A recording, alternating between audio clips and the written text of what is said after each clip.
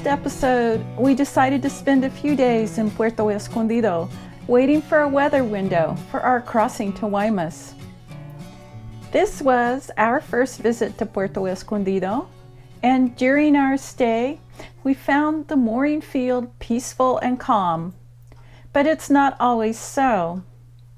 You can see the windows that have exposure to the northeast, and when strong northers blow, they can funnel right through the windows. Additionally, wind from the west can accelerate down the mountain slopes.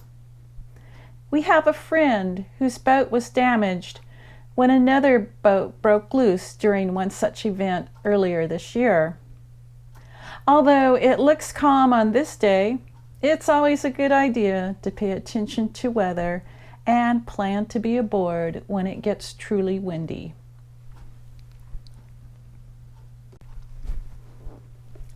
Slip prices at Puerto Escondido are expensive by Mexico standards, especially when considering the marina is 29 kilometers away from Loreto, and the only nearby groceries are limited to what is carried at the marina convenience market.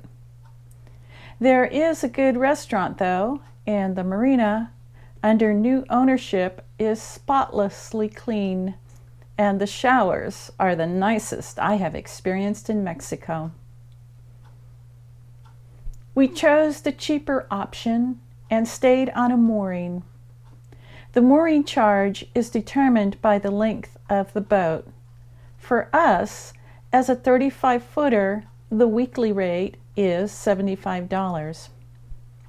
Anchoring in the area known as the waiting room is no longer permitted. We arranged a rental car through the marina office for $49 a day. By comparison, a taxi ride to Loreto and back runs about $60. Our first stop was Mirador Frida, with a view back towards Puerto Escondido, and a view also of one of our favored north wind anchorages, Isla Coronado. Then it was onwards to Mission San Javier. We included San Javier on our day trip based on the recommendations of acquaintances, and it was certainly worth the trip. From the turnoff on Highway 1, it is about a 45-minute trip along a windy but well-maintained scenic road. San Javier is a lush oasis in the midst of the Sierra Giganta mountain range, and once at the mission, we marveled at the elaborate stone copings, figurines, and other decorative stonework. The mission itself was founded in 1699, and the building of the sanctuary ran from 1744 to 1768. We visited the mission gardens, and the irrigation system is still in use today.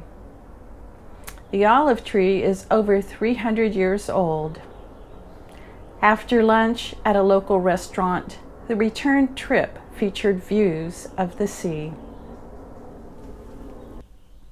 We spent the remainder of the afternoon in Loreto, and we're glad to be ashore on this blustery day. A visit by boat to Loreto is for settled weather only, as the anchorage is an open roadstead. We strolled toward the mission, which is considered the mother church of all the missions in both Baja and Alta California. It was in Loreto that El Camino Real, the Royal Highway, began and is still a route in California to this day. This mission church has a different style of construction and architecture with a different feel, but both churches are quite beautiful. For a moment, I couldn't see all that much beyond the end of our boat. Oh wow. Oh wow, it's burning off quick though.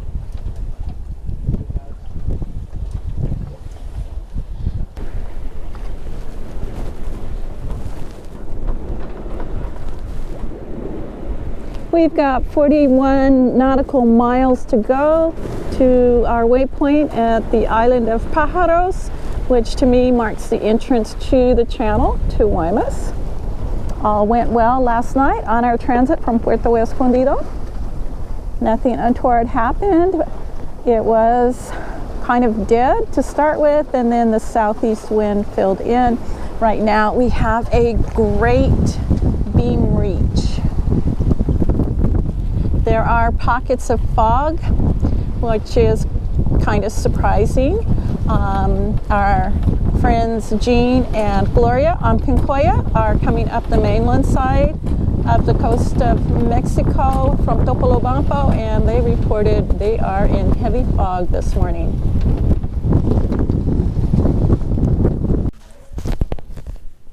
Due to the rolling induced by the swell on the beam, we used our lee cloths for the first time.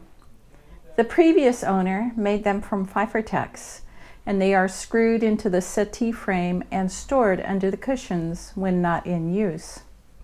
The cloths are suspended by webbing to the overhead grab bar and are adjustable with plastic snap buckles.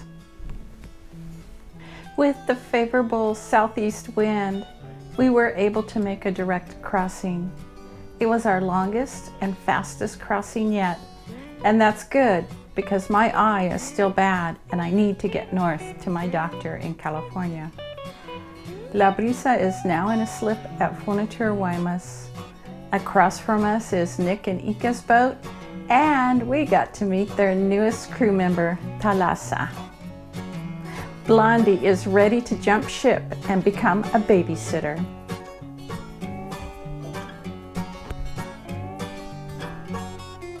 As we hit the road north, I will look back on this crossing as one of those pleasurable dream sails that I will revisit in my mind and thirst for more.